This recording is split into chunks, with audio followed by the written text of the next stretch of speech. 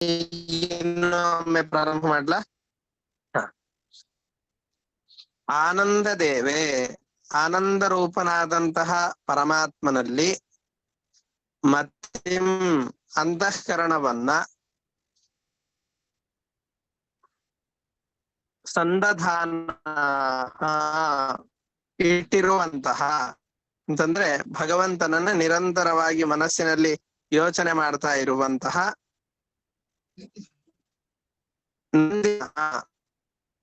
ಪರಮಾತ್ಮನನ್ನ ಅಪರೋಕ್ಷತಃ ಕಂಡುಕೊಂಡು ಅದರಿಂದ ಸಂತೋಷವನ್ನು ಪಡುವಂತಹ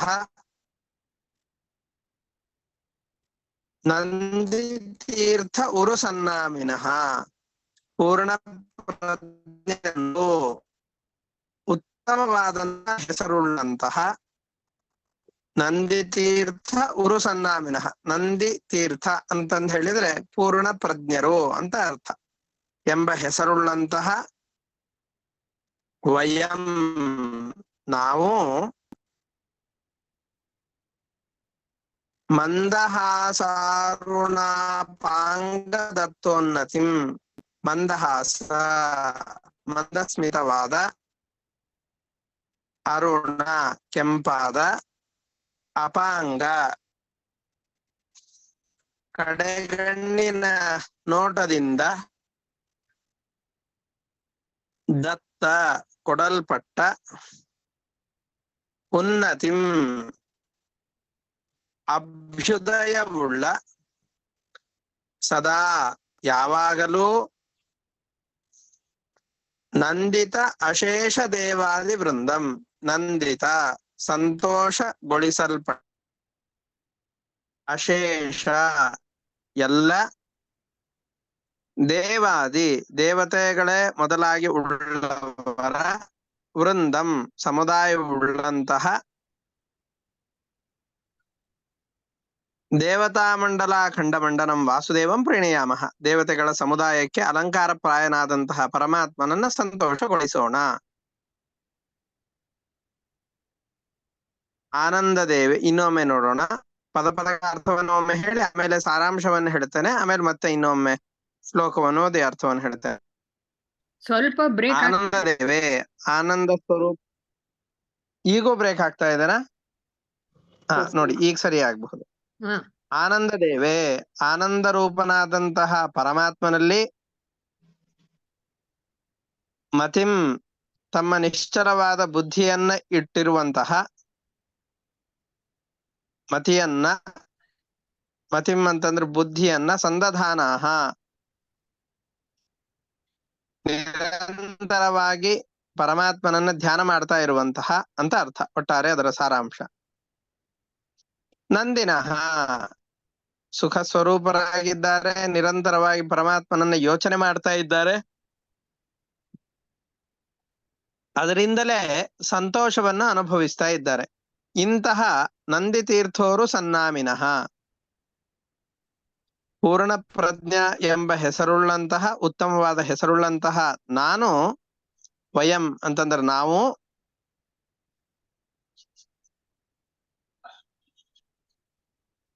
ಮಂದಹಾಸಾರುಣಾಪಾಂಗ ದತ್ತೋನ್ನತಿಂ, ಮಂದಹಾಸ ಮಂದಹಾಸದಿಂದ ಕೂಡಿದಂತಹ,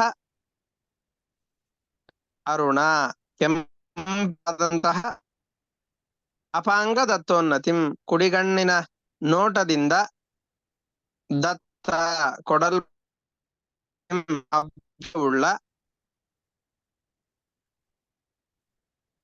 ಯಾವಾಗಲೂ ಸದಾ ನಂದಿತಾಶೇಷ ದೇವಾದಿ ವೃಂದಂ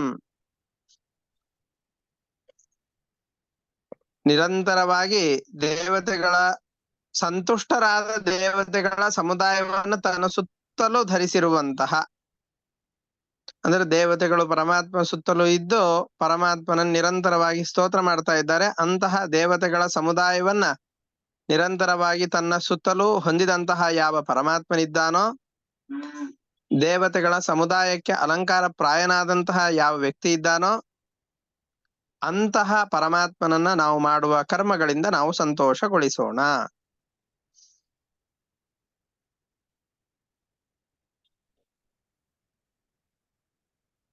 ಹಾಗಾದ್ರೆ ಒಟ್ಟಾರೆ ಶ್ಲೋಕದ ಭಾವಾರ್ಥ ಏನು ಅಂತಂದ್ರೆ,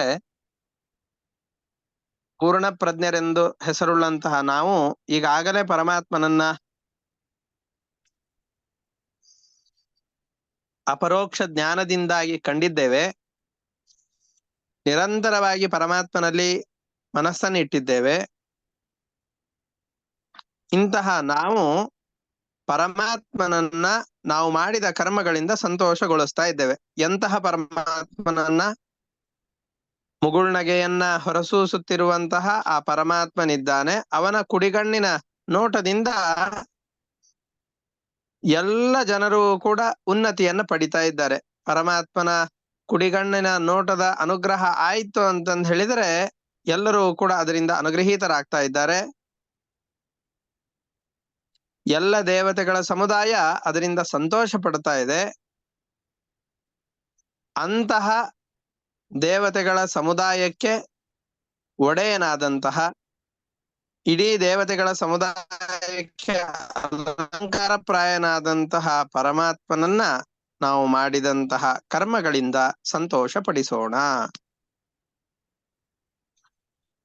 ಇನ್ನೊಮ್ಮೆ ಶ್ಲೋಕವನ್ನು ಓದ್ತೇನೆ. ನಂದಿತೀರ್ಥೋರು ಸನ್ನಾಮಿನೋ ನಂದಿನಃ ಸಂದಧಾನ ಸದಾನಂದ ದೇವೇ ಮತಿಂ. ಪೂರ್ಣಪ್ರಜ್ಞರು ಎಂಬ ಹೆಸರುಳ್ಳಂತಹ ನಾನು ಆನಂದ ಸ್ವರೂಪನಾದಂತಹ ಆ ಪರಮಾತ್ಮನನ್ನು ನೋಡಿ ಈಗಾಗಲೇ ಸಂತೋಷದಿಂದ ಇರುವಂತಹ ಸದಾನಂದ ದೇವೇ ಮತಿಂ ಸಂದಧಾನಾಹ.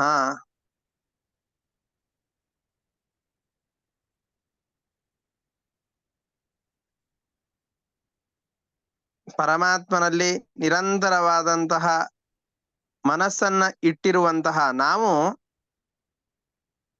ಮಂದಹಾಸಾರುಣ ಪಾಂಗದತ್ತೋನ್ನತಿಂ ನಂದಿತಾಶೇಷ ಅಥವಾ ವಂದಿತಾಶೇಷ ದೇವಾದಿ ವೃಂದಂ ಸದಾ ಪ್ರೀಣಯಾಮಃ.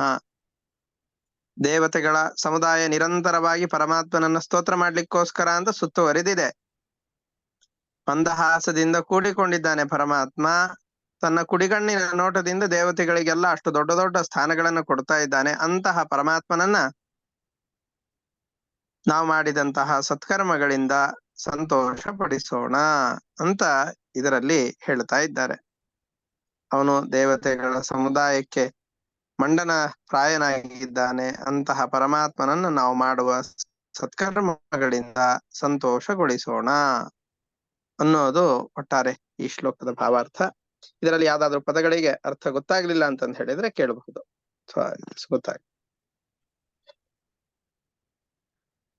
ಉರು ಸನ್ನಾಮಿನಃ ಅಂತ ಗೊತ್ತಾಗಿಲ್ಲ. ಉರು ಸನ್ನಾಮಿನಃ ಅಂತಂದ್ರೆ ಉತ್ತಮವಾದ ಹೆಸರುಳ್ಳ ಅಂತ ಅರ್ಥ. ಸನ್ನಾಮಿನಃ ಅಂತಂದ್ರೆ ಹೆಸರುಳ್ಳನ. ಸನ್ನಾಮ ಸತ್ ಅಂತಂದ್ರೆ ಉತ್ತಮವಾದ, ನಾಮ ಹೆಸರುಳ್ಳ, ನಾಮಿನಃ ಅಂತಂದ್ರೆ ಹೆಸರುಳ್ಳಂತಹ. ಮತ್ತೆ ಉರು ಅಂತಂದ್ರೆ ಏನಾಚಾರ್ಯ?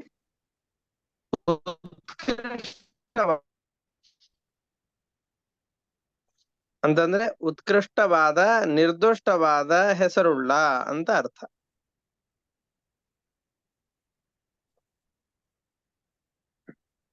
ನಂದಿನಃ ಅಂದ್ರೆ ಏನಲ್ಲಿ ಅರಿವು? ನಂದಿನಃ ಅಂತಂದ್ ಹೇಳಿದ್ರೆ ಪರಮಾತ್ಮನ ಜ್ಞಾನದಿಂದ ಸಂತೋಷವಾಗಿರುವಂತಹ ಅಂತ ಅರ್ಥ. ಧನ್ಯವಾದ.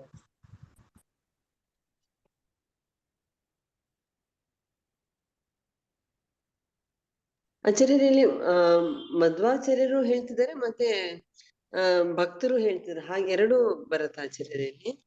ಇಲ್ಲ, ಇದು ಕೊನೆಯ ಶ್ಲೋಕ. ಮಧ್ವಾಚಾರ್ಯರು ಇಂತಹ ನಾನು ಪರಮಾತ್ಮನನ್ನ ನಾನು ಮಾಡಿದ ಸತ್ಕರ್ಮಗಳಿಂದ ಸಂತೋಷ ಪಡಿಸುತ್ತೇನೆ ಅಂತ ಹೇಳ್ತಾ ಇದ್ದಾರೆ. ಅದನ್ನ ನಾವೆಲ್ಲರೂ ಕೂಡ ಹಾಗೆ ಪರಮಾತ್ಮನನ್ನ ಸಂತೋಷಗೊಳಿಸ್ಬೇಕು ಅನ್ನೋ ಸಂದೇಶವನ್ನು ಕೊಡ್ತಾ ಇದ್ದಾರೆ.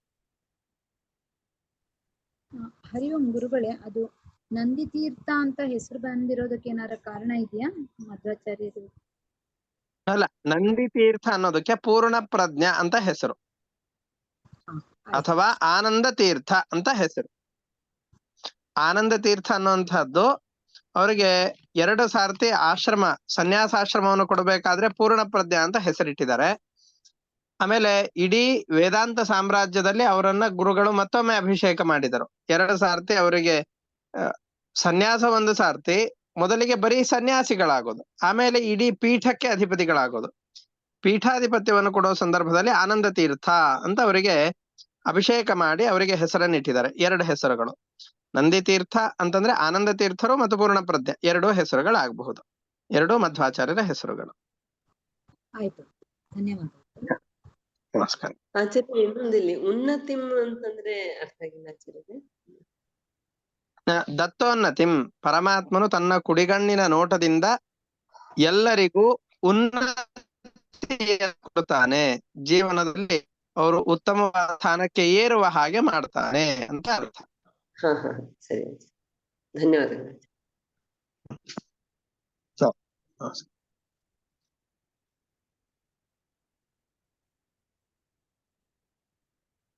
ಸರಿ, ಹಾಗಾದ್ರೆ ಇವತ್ತಿನ ಪಾಠವನ್ನು ಇಷ್ಟಕ್ಕೆ ನಿಲ್ಲಿಸ್ಕೊಂಡಿರೋಣ. ನಾಳೆ ಎಲ್ರೂ ಕೂಡ ಸೇರೋಣ. ಹರ ಏ ನಮಃ. ಶ್ರೀಕೃಷ್ಣ ಅರ್ಪಣಮಸ್ತು.